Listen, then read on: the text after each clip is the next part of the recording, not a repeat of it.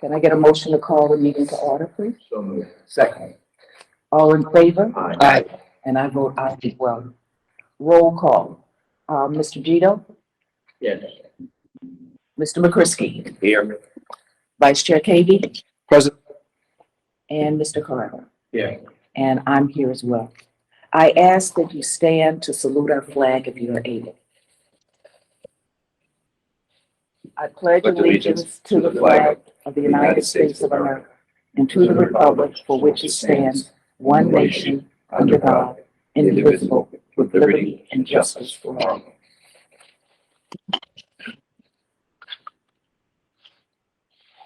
In accordance with Governor Baker's declaration of June 16, 2021, granting certain pandemic-related authorizations related to public board and town meetings, and recently extended until March 31st, 2023. This meeting will be conducted virtually via Google Meet. The meeting may be recorded by SMAC Cable Television and broadcast live and may be live streamed at www.stoughtontv.org. A recording of the meeting transcript or other comprehensive record of the proceedings will be posted on the town's website and or SMAC as soon as possible after the meeting, if live broadcast or live streaming is unsuccessful. Times are approximate and items may be taken out of order at the chair's discretion. This morning, we're here to discuss the town manager's contract. First, I would like to state good morning, everyone, and thank you for accommodating a 7 a.m. meeting. This was the first available time within the 48-hour posting period that we could all meet. As a reminder, we have 2 meetings next week. I have invited to this meeting Katie Federer. Is she on the line? She is. Yes, I'm here. Okay, I hear her voice. She is lead counsel on the negotiation. I've invited Bill Rowe. Is Bill Rowe on the line? Good morning, Madam Chair. Good morning, Mr. Rowe. I've invited Mr. Rowe online, so as we make decisions about the salary, what balance do we have in our line item? And also, I would like to consider continuing the stipend to our current town manager, Mr. Tesdale, for mentoring and the orientation of our new town manager, basically assisting. So assistant town manager, I guess you would call that. And also, Mr. Tisdale is here to answer any questions we have in regards to a town vehicle, if we want to go in that direction to offer Mr. Coulter. So with that said, I'll hand the mic over to Vice Chair Cavey. He could start the process where we left off and what is the offer at this point. Thank you, Madam Chair. With town council's help, with Kate's help, we were able to assemble an offer, an agreement. Tom Coulter responded with some requests for considering certain changes to that document. And so at this point, I would like to go through this document and address some of the requests that he's made. Pretty much, I think we'll just go chronologically from beginning to end, though. I think with salary, there's a couple different, the money issue is kind of spread out throughout the contract. I think we should take that all as one consideration when we get there. But the first one, so he does mention, and I won't go into details about the I don't want to be specific because I did discuss with him. He left some notes that were a little bit cryptic, so I got in touch with him to see if I could understand better what he was looking for. My microphone is on, yes. Tell us what page you're on. So this is page 1. Okay. But he is currently on a board of directors. My understanding is that his role in that is very limited, but it's a membership that he would like to retain.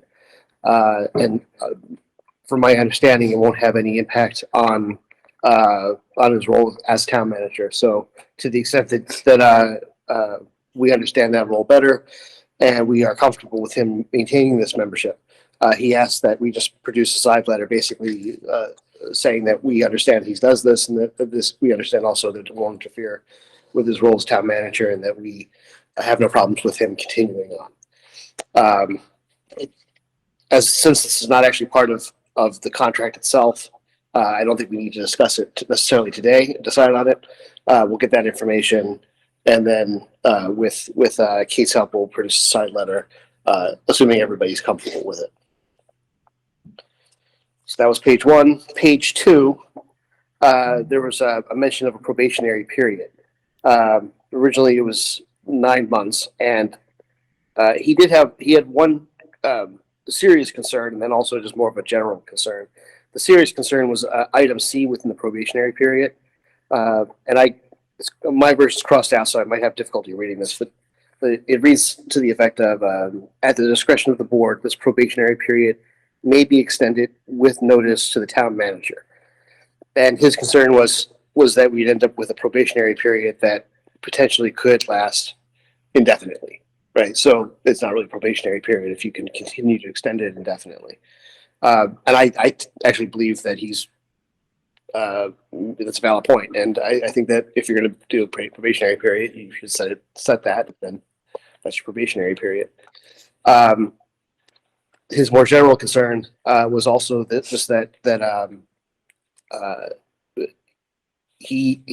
don't think he was trying to tell us how to do our business, but at the same time, he did mention that he felt like this was kind of uncommon for somebody in the role of a town manager to have a probationary period, to be required to have one. And also, I'm inclined to agree with that. I'm okay with either removing probationary period, or if not, I would like to at least reduce it from 9 months to something like maybe 3 months. But I think maybe we just go through all the details and we'll come back around and actually make some votes here. But so that's his position on that. I think it was a reasonable concern. Next is page 3 of his contract, and he had begun to make some notes, but really just if you look at all of section 5, which is the termination and severance language, he had requested that instead of using the language that's in this contract, which is I don't want to misspeak, but to a large degree, the language within this contract is based on previous contracts that Tellerman and Mead had put together. It's sort of their template and the language that they're typically used. With Robin's contract, former town manager Robin Grimm's contract, that was produced by KP Law, so it ends up with a lot of language that's a little bit more specific to them. So there might be cases where we like the language in one versus the other for whatever reason, but ultimately, in this case, he was asking that we use the language that was in Robin's contract rather than what was in the contract provided to him. This I also see the benefits of for both the town manager and also for the town. This was her section was specifically crafted in Stoughton. It was very specific to concerns related to some of the requirements of the town charter, and also a very specific understanding of like some of the pitfalls and loopholes within our own rules that could potentially harm a town manager. So I think that requesting this change also is appropriate and fair. We can decide that when we get to it. But that was his request, was to scoop out all of section 5, termination, the severance pay, and replace it with what is section 19 in Robin Grimm's contract. The only changes he looks like he would like to add is there's a couple of references to in the case of termination, that the town manager get certain benefits, but it spells them out specifically. Say like health insurance, for example. And he would just like to add the language and benefits. So, section C1 reads, I'll just read it as he would like to have it added. 6 month continued health insurance and benefits at the contribution rate in effect at the time of the separation. And number 2, in the event of the town manager has received, I'll read, in this case, the pronoun here is her, because a former town manager was a woman, but this with Tom, we would be changing this. So in the event of the town manager has received his most recent annual or mid-year review as required by either section 2B or C of this agreement, 1 month of the salary and a lump sum of 9 months severance pay and benefits. Or number 3, in the event that the town manager has not received his most recent annual or mid-year review as required by either section 2B or C of this agreement, a lump sum payment of 12 months salary and benefits. So I think just that addition of and benefits in 3 different places was the one thing he wanted to see added to this language. We'll also have to sort of cross out the reference to section 2B or C, which happens twice in here because that does not exist in Tom's contract. It does have another location though. I think we'd have to add I'm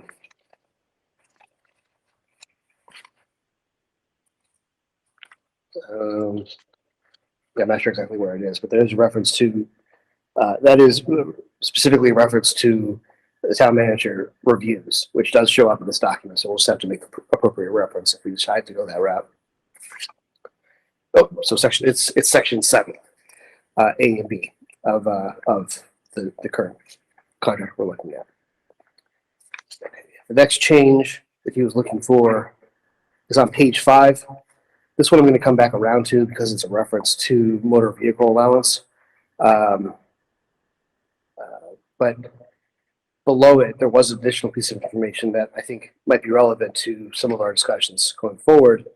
In section 11, paid benefits, item C, reads the town manager shall, there's a missing word here, but shall be a member of the Norfolk County retirement system. And in my discussion with Tom, it sounds like he's already a member of the Plymouth County retirement system. And it's his understanding that he's not eligible to be a member of the Norfolk County retirement system because he's already started to draw a pension from Plymouth County. One that he'll have to freeze while he's a town manager here. But his understanding is that he'll have to continue to put in to the Plymouth County pension system. I know I spoke with Kate last night, and I think there was some uncertainty that. Kate, did you happen to look into that and see if there's any validity to that, or if there's any concern there? So I think the way we can leave it is that I'll resolve that either way. I don't think you all care particularly where he's placing his contributions, but we'll make sure it's correct. I didn't have the opportunity to follow up with that. Not a problem. I appreciate that. So the next item that they want to change, so we're going to come back to section 10 in a moment. He did have a question. Well, he had a question about this on page 7 at the very bottom, indemnification, section D. The town shall not be required to indemnify or hold harmless town manager for any intentional violation of civil rights of any person, or if he acts in a grossly negligent, willful, malicious manner, or outside the scope of authority. And Tom did have, when I spoke with him, he had a question about whether or not this meant that the town would not defend him if he was accused of something like this. Because, as we are all aware, town managers are, prone to being sued for things. It's a realistic part of the job. And if somebody claims that he violated their civil rights, he just wants to know if it's frivolous, if it's not true, is he going to be defended? And I wasn't certain, but I did speak with the town council yesterday, and it sounds like this provision is really meant to address like egregious, like overt acts that would essentially be, as this says, clear signs that this was an intentional violation. And is probably unlikely to happen in the case of a town manager. I think it happens in other municipal roles more frequently. But we can keep it or change it. But my feeling is that this, I can kind of discuss it with him, but that we should probably keep this. And in the off chance that he goes on a rampage, rampage. But I think that overall, the boilerplate, the typical, somebody doesn't like something the town's doing, so they sue everybody and they sue the town manager for civil rights violations, would not be covered in this particular section. The town would then obviously indemnify them and would also defend them. But if he, intentionally burn somebody's house down, then maybe maybe we would have some recourse to not defend it. So, of course. Only because I might forget. You could always strike a certain line out of this indemnification thing where you could keep the other part into it, like I was sued for civil rights violations and we won in court. I was glad that the town backed me. Yeah. Everybody's going to immediately jump on board and say, my civil rights. That's the only one that I think should be either moved into a section where he's protected on that, because everybody's screaming civil rights. The other stuff where grossly negligent, that spells it out itself, like you said, Steve, Yeah, well, so I think that's I could be wrong, but I think that's what you're referring to is actually, it does exist in Section A, but you wanted to be sort of singled out that. I would just strike that out of it, I'm sorry. I would, when we go through it and make the changes, that in that D, if we're going to keep that in, just strike out violation of civil rights, because it might be redundant up above, but at least it'll show that the way we won't protect is, like you said, for like an act that was done on purpose. Yeah. Because whenever you do something, you get sued, and they say, I want to sue the Board of Selectmen and the town manager. You bring everybody into it, and then it gets all shuffled out in the end, so you can get dragged in a lot of things. Okay, yeah, so you were thinking something like the town shall not be required to indemnify or hold harmless the town manager for any act, so you sort of go straight to any acts that are grossly negligent, willful, malicious, or outside the scope of his authority. Yeah, any intentional act. Yeah, Keep that, intentional would be the key word there. That protects us. And however we can word it after that.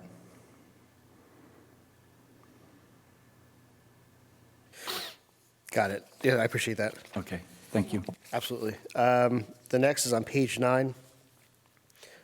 And this is, he expressed that given his own style of working, that it would benefit him to have certain days that he would be able to work remotely from home.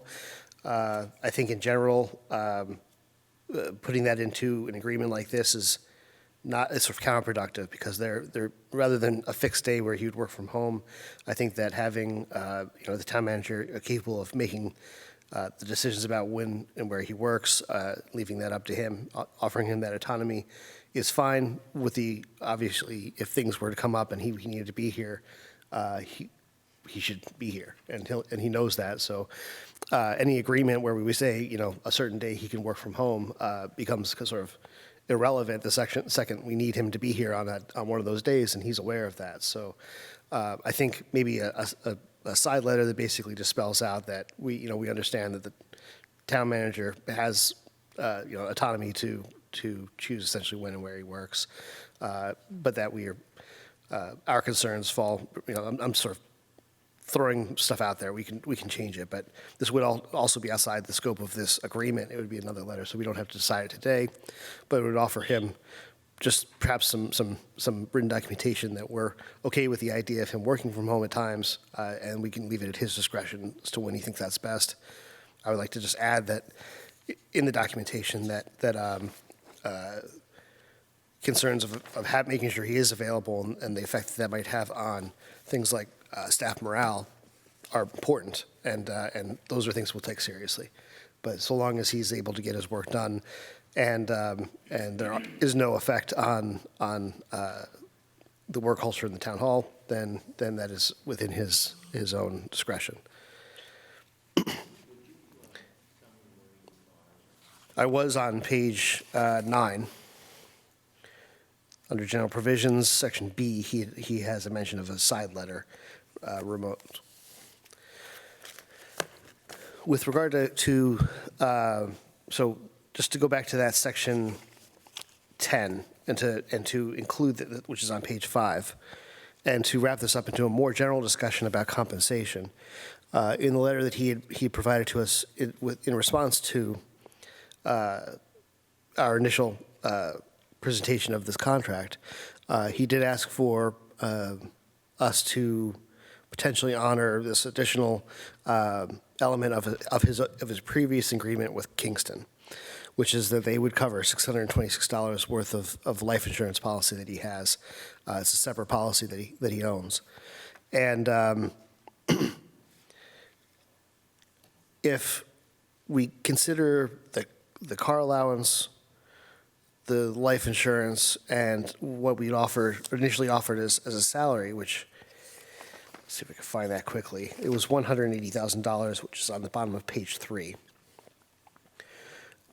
All three of these items, if he were to receive them, would be taxable income. And if he's correct that his pension continues in the Plymouth County pension system and not in the Norfolk County pension system, then none of this goes into none of our salary or taxable income will go into the Norfolk County system. We won't be liable for any of it. So where we put this compensation is not relevant. If we package it all together or we separate it out, it's all the same. My view is that I would rather just pay him a salary and then have him sort of pay his own bills and worry about his own business. If you'd like agreement on that, I do. Yeah. So if we package it all together, that would be a salary of $180 plus the car allowance, which is $4,200 a year. Those combined would be $184,200. The addition of the life insurance would be another $7,512, which gets us to a grand total of $191,712. So I would see if we, perhaps just split the difference and did 190, just a fixed 190 salary with no additional car allowance, no life insurance covering. It's just that's the salary, and that's all that he will receive. Then I think we are able to capture this number in one place. It's a little bit cleaner at accounting. It's a little bit, to me, it's a little just more appropriate. It really is what he will be receiving in salary, and that's important. But with the loss of the car allowance, in the past, we have also had, we've given town managers the ability to work within the town with either a car or a car allowance. My understanding is we currently don't have a car available for him in our fleet. In speaking with him briefly about this, he felt like at least until we got one, or if we didn't get one, it'd be fine. But that he did ask that he just be reimbursed for the gas that he uses while working in town. So if we could also if it's $190,000 in salary plus a gas card that offers him the ability to just get reimbursed for gas while working in the town, then I think we'll have an agreement that we can all walk away from. To that end, I'm going to start making some motions here for these changes. Yes.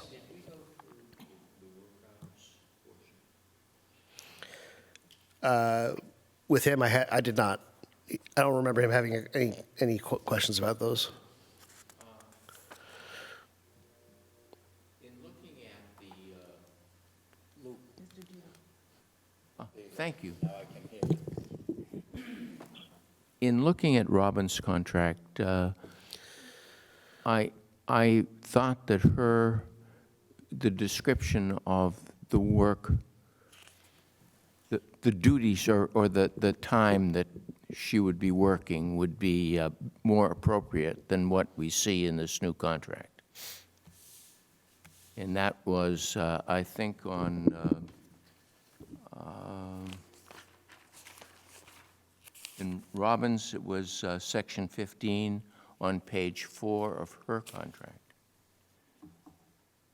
It basically says that a manager is basically responsible for the operation of the town. And if it's not just during work hours or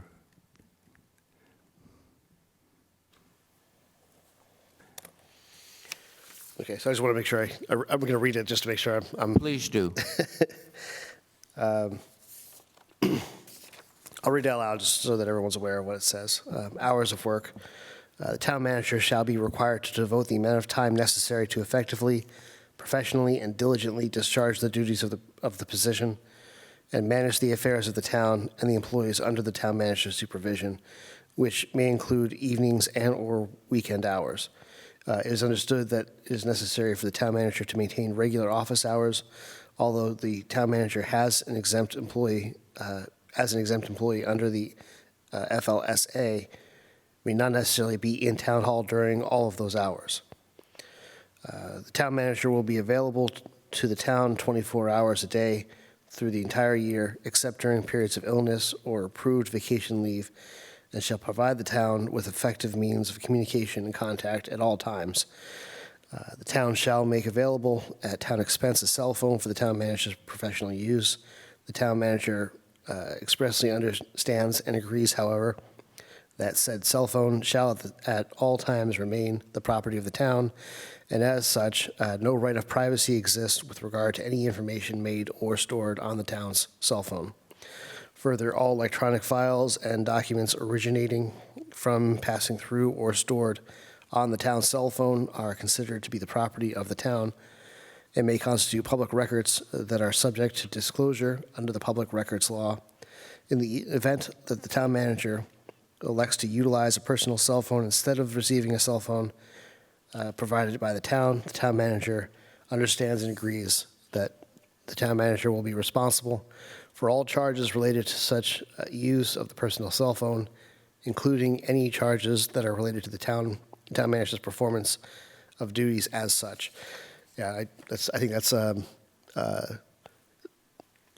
almost as though it should go without saying, but since we have some wording, let's go ahead and say it. I think that makes sense to add that.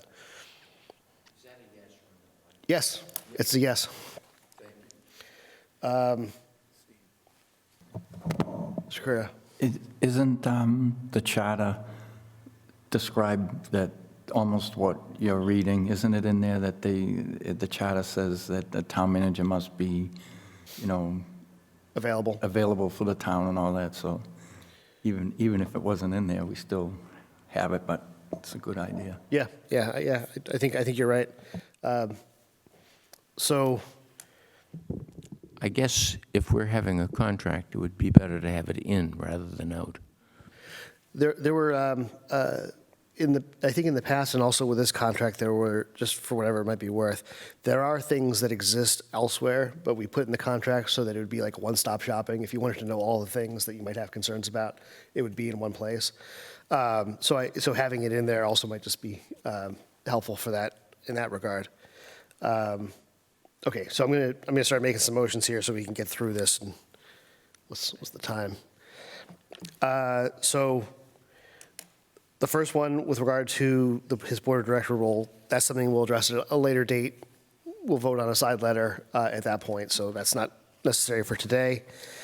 I move that in section 2, page 2, section 4, probationary period, that this entire section be stricken from the contract. I was going to second it, but Go Mr. ahead, go Carrera. ahead. No, go ahead. I second that. Okay. This is page 2, section 4, probationary period. Okay, so motion Yes. to, so I guess, Motion's on the table, it's been seconded. Can we take a vote on that? All in favor? Aye. I'll do. Okay. Mr. Gito said aye. Vice Chair Cavey said aye. I'm abstaining. Mr. Carrera abstained. Mr. McCrisky?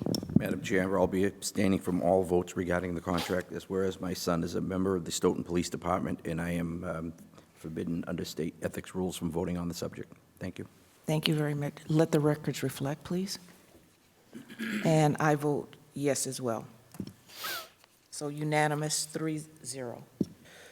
next, I move that currently section 5 of the contract that was presented to Tom Coulter be stricken and replaced with section 19 from Dr. Grimm's contract with the following changes. The one, that the pronouns be amended appropriately, and also that the word "and benefits" be added where Tom Coulter has indicated on his notes. Discussion and benefits. What were those benefits again? So what are the benefits we typically offer? Medical, dental, retirement.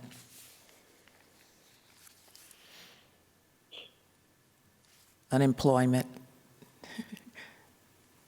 workers' compensation. I think these are the benefits we're referring to? I believe so. I mean, it's the language, if "and benefits" was not added, then health insurance and severance pay would already be in there. So those are already part of that document. I'm not exactly sure what other benefits it might be referring to. Permit, Madam Chair, it could be that he would continue to accrue sick and vacation during that period. I'm not sure if that's what the intention is.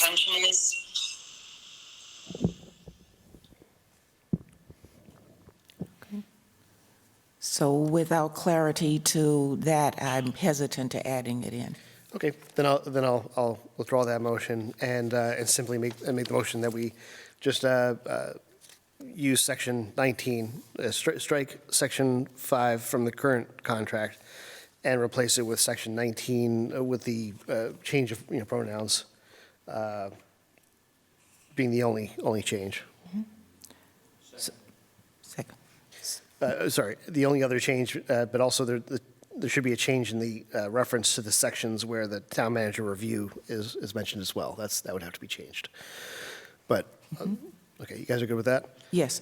So there was a motion on the table. I made the motion, so made. Mr. Gito seconded the motion. So now on the vote. Mr. Gito? Yes. Vice Chair Cavey? Yes.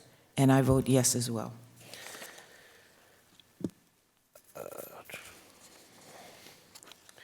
Next is on page 5, section 10, that the reference to a motor vehicle allowance be stricken from Tom Coulter's contract.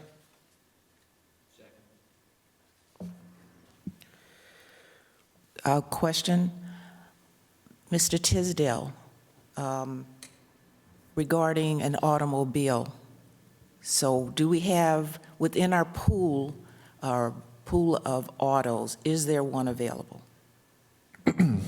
Currently, It's we not. do not have one available. We're actually down a couple. We put 2 vehicles into last town meeting to order. So we still have not received those vehicles. And we may not receive those vehicles for other reasons, but there were Ford Escapes spelled out in the town meeting warrant, and Ford Escapes are no longer available. So you may see those 2 cars put into this coming warrant. So we'll be down 2 cars for about another year and a half. Okay. So that means it's appropriate to consider Mr. Coulter using his own vehicle and availing him to a fuel card. Mr. Tisdale? There is another possible option. It would have to not violate, but we would have to veer off our current policy we have in place for vehicles. I believe the fire chief has 2 Ford Fusions. Correct me if I'm wrong, Mike.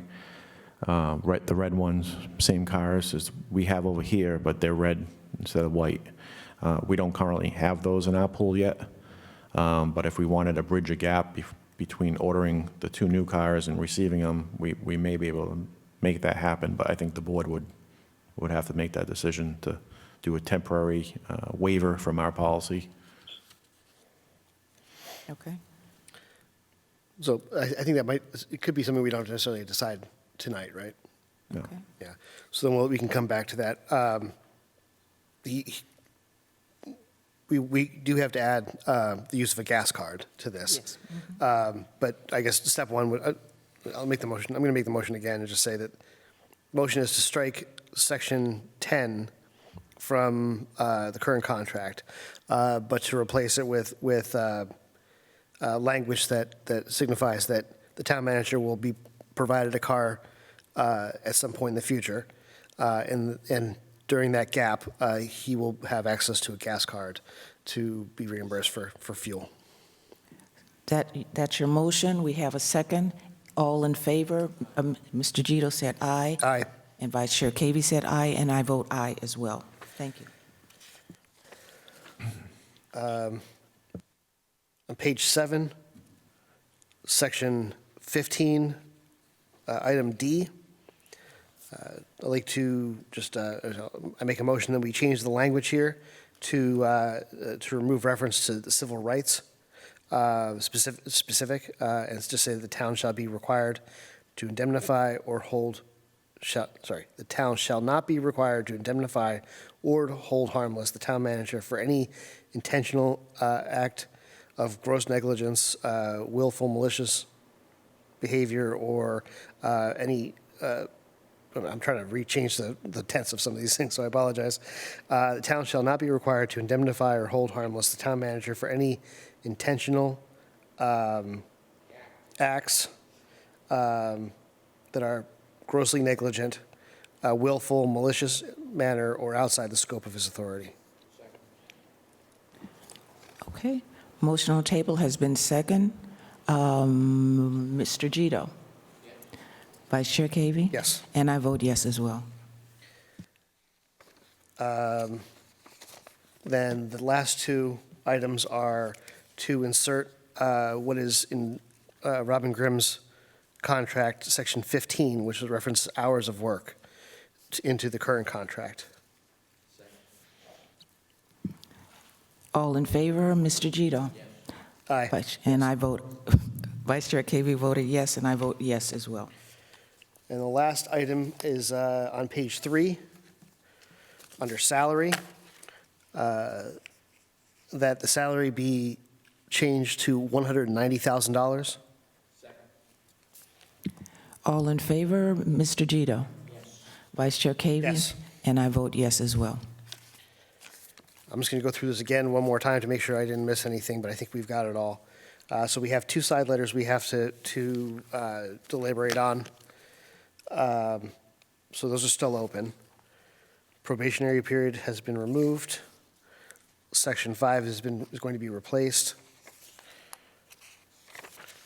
Section 10 has been removed and replaced with reference to a town car or a gas card.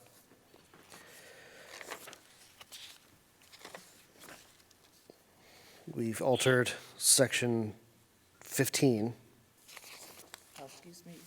Excuse me, Vice Chair Cavey, Mr. Gito had a question?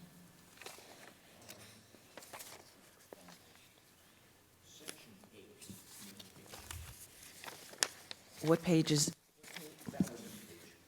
Page 4, communications. The board is in compliance with the open meeting law, shall refer promptly to the town manager for his consideration and recommendation, any criticisms, complaints, and suggestions. Is that, let's discuss that a little bit. Is that typical language? Because that's actually asking a town manager to report to the board, to the select board in this case. Any in all instances. That's the way it's implied. Yeah, I was. Is that typical language? Well, we can ask town council. I see that as well. When I read through that, I actually read through it again last night with a different lens, and also felt like you have sort of this possibility of it becoming a little bit more of like a rumored churning sort of thing, right? Where someone said something nasty about you, so now I'm required to tell you about it, and that's both becomes a requirement of the select board and also the town manager, and I feel like that, unless there's like some very specific purpose for it, I think that it's kind of an odd requirement. So I just want to understand it better. I see, I'm going to recognize Attorney Federoff.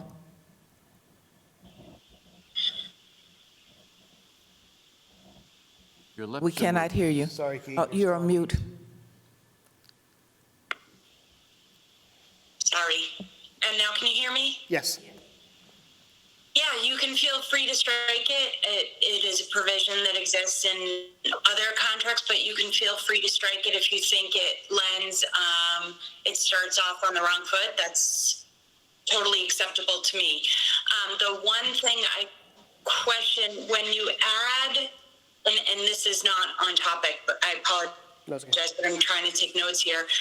When you insert the hours from Robin's old contract, I'm assuming you're replacing that our section 9 with her section entirely. Is that right? I just didn't capture that in my notes. Yes, oh, Vice Chair Cavey. Yeah. So that is our intention, please. Okay, thank you. Yes, you can replace the communication as well, or just strike it entirely. Okay. through you to the town council. Did you say that the language for communications that we see here is in contracts in other communities, or? Yeah, it's not in a Stoughton contract, but I do have this in another community, a couple of other communities. But the idea is to communicate, but I understand your concern that it sort of lends some negativity. The idea is that he has affirmative obligation to report back to the board if there are complaints or concerns regarding his work. So, but I understand your point that it may lend a negative lens to the beginning of a relationship. Additionally, Madam Chair. as the section even mentions, I think it says like in compliance with open meeting law. So it's like it's already a requirement that people behave a certain way. I think that even though there's an interest in keeping everything into one document, I think that my personal view is I feel comfortable removing it. Yeah, either that or just say that timely communication between the town manager and the board, all members of the board, is critical and expected, or something like that, on whatever issue, if it has to be open meeting or whatever else, and not have a whole paragraph going on and on and on. Yeah. So I'll make a motion that we strike section 8, communications. Just one second, Vice Chair Cavey, before you proceed with that motion. Mr. McCrisky. Thank you. Not something I'll be voting on, but just input. I think we're putting too much of the small details into the contract. That's right. I think we should be looking at the overall evaluation of a town manager to then take these things into consideration. You know, I mean, if not, we can say that, you know, if he doesn't show up at 8:30 in the morning, you know, that that's considered a mark on, you know, I just think we're getting too down deep into the weeds here. So I would only ask that you consider that in your motion. But we can take that through the evaluation process. Because if not, we'll be here adding things to this contract until 3 o'clock this afternoon. Yeah, so I think we'll just remove this and maybe just call it, but, yeah, so motion to strike Section 8, communications Second. from the contract. All in favor, Mr. Gito? Aye. Vice Chair, and I vote aye as well. That's removing Section 8, communications. Okay, so I think it's time to pull this souffle out of the oven just and call it.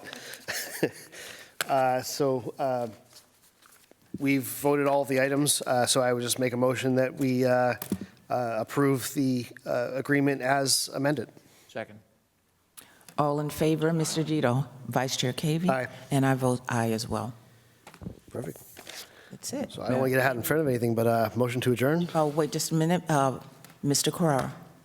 I would just like to extend to you, Madam Chairman, Vice Chairman Cavey, and Mr. Gito for all the hard work that you've done on this, and I think it was time well spent, and I really appreciate it. Thank you. Thank you very much. Include our attorney. Oh, sorry, Eileen, but good job. Madam Chair? Thank you, Mr. Carrara, for saying that. It's greatly appreciated, those words. Thank you. Mr. McCrisky. It's just a question on the motion, though. It's that we're satisfied and we'll fine tune this. Now, in that vote, was there a vote to ratify this to present to Mr. Coulter to be signed? I didn't hear that. Correct. Okay. That was the, That's sorry, gonna I be said the motion to second approve motion. it. Okay, all right. I didn't know you have a second one coming up. Okay, all right. No, that was my intention. So I didn't, but it was to approve it so I'll just make the motion to approve, ratify, and then transmit this to Tom Coulter to sign. Second. Mr. Gito? Yes. Vice Chair Cavey? Yes. And I vote yes as well. If there's no further discussions, Motion to adjourn. all in favor? Aye. Aye. And I vote aye as well. Thank you, everyone. Thank you, and Kate.